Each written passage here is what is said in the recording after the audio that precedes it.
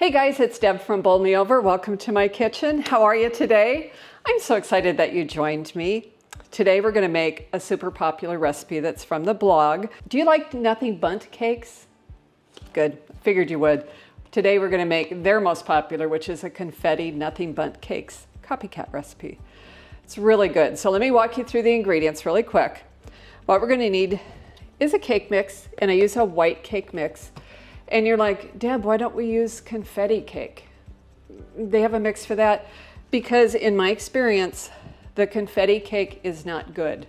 So we're gonna use a white cake mix, okay?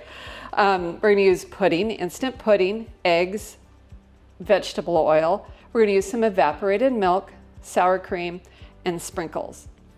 And the sprinkles we're gonna use are jimmies. And you wanna make sure you get jimmies because if you get regular sprinkles, they will actually bleed color and the sprinkles stay like the same color. So they were super pretty. That's all we're gonna need for this recipe. Okay, let's get started.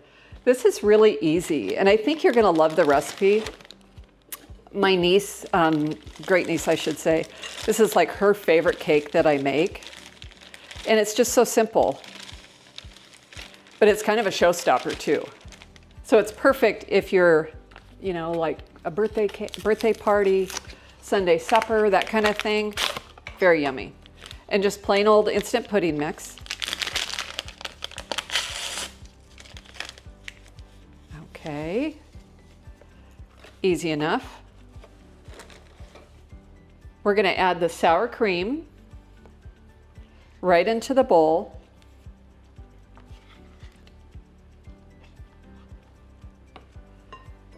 The evaporated milk is next.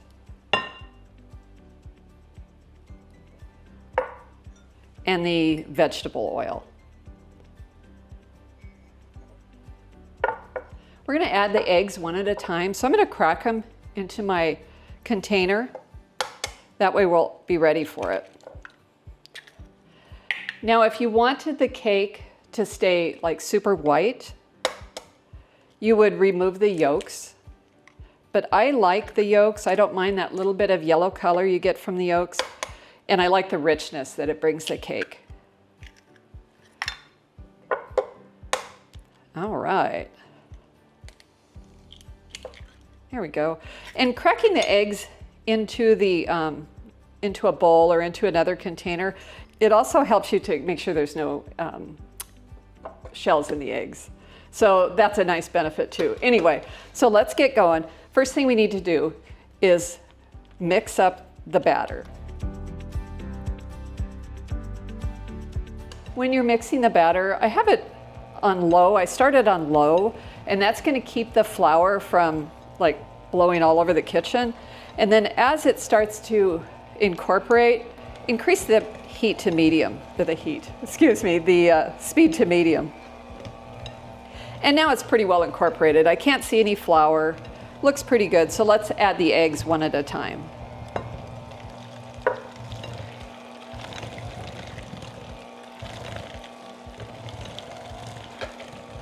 And you just want to add them until they're incorporated, then add the next one.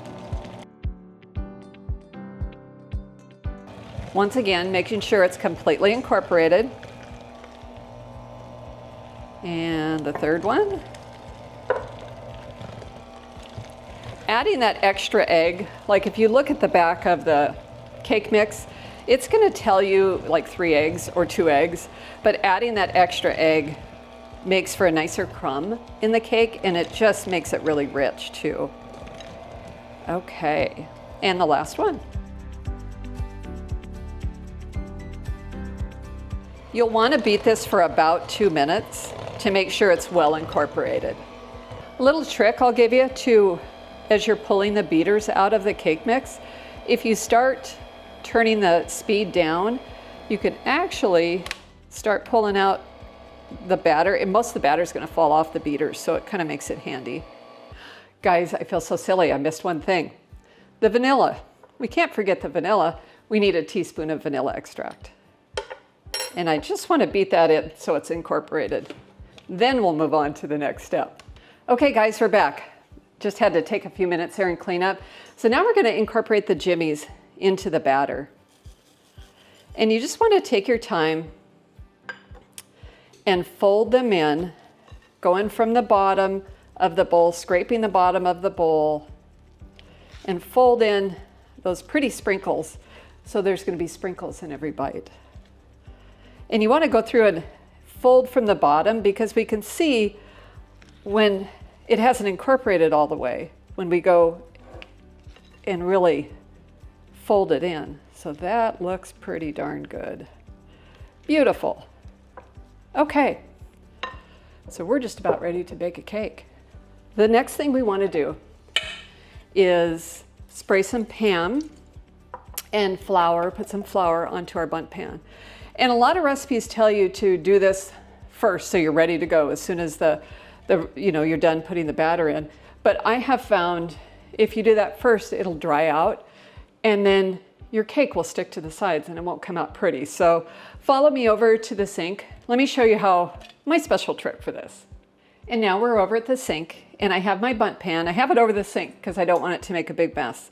But I have some nonstick cooking spray and I'm just gonna spray it in my bundt pan. I wanna make sure it gets all the nooks and crannies without being too much. And I also have some flour. And one of my tricks is to put the flour in a small sieve because it coats it so much better than you trying to just add everything with a spoon. Because again, we want to make sure all those nooks and crannies are coated. Because if they're not, the cake's going to stick to the side. Okay, so we have that. There's some excess flour in there. I'm just going to take a minute now and I'm going to turn this on its side and I'm going to tap the edges.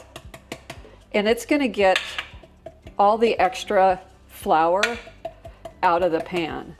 And I'm not just dumping it out because I'm following it around just until we've completed that circle. And that's why I did it over the stove, or excuse me, over the sink, because it just stays so much nicer that way. All right, let's get back to the cake mix. Okay, guys, we're almost ready to put this in the oven. So next thing, all we need to do is spoon the batter into the bundt pan, and you just want to spread it evenly, which will take just a minute. And see all those pretty sprinkles in there? Oh my gosh, that's just gorgeous. Wonderful. Set that off to the side. And I'm just going to take my pan and spread the batter out so it's one level.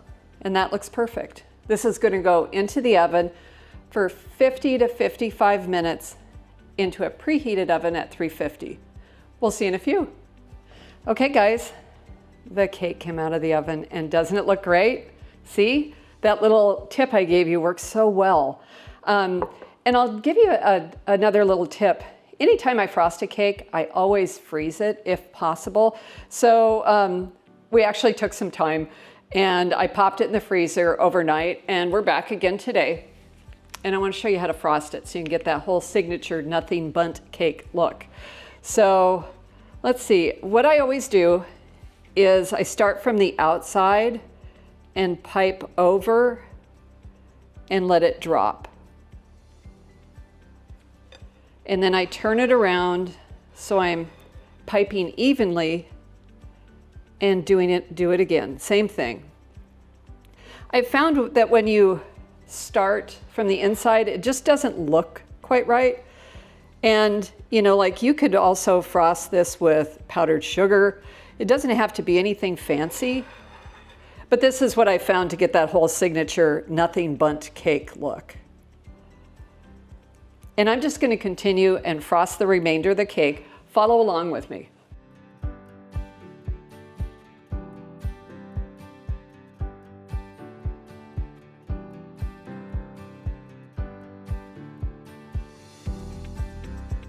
Wonderful, what do you think? Looks pretty close, right? Now I'm just going to take an offset spatula and then just gently go around the inside and smooth it out. Wonderful. And then because we have a confetti cake, obviously we need some confetti on it, right? and just put some pretty sprinkles right over the top. Isn't that gorgeous? Isn't that just what you'd want to take for a birthday party? It'd be a great centerpiece for the holidays. Oh my goodness, that's so good. And you know, I have a ton of other bundt cakes on the blog, so don't forget, you know, there's all kinds of ideas over there. But you know, what I always say, the proof's in the pudding, right? Or the cake mix. Let's give it a try and see what we think. Okay guys, I don't know about you, but who's ready for cake? I'm excited about this. Now, like any other Nothing Bundt cake, because it's sour cream frosting, you want to make sure you pull it out of the fridge about 30 minutes before you're going to enjoy it. So we've done that here, and so we're set and ready to go. And we're just going to slice. Oh boy, this is going to be amazing.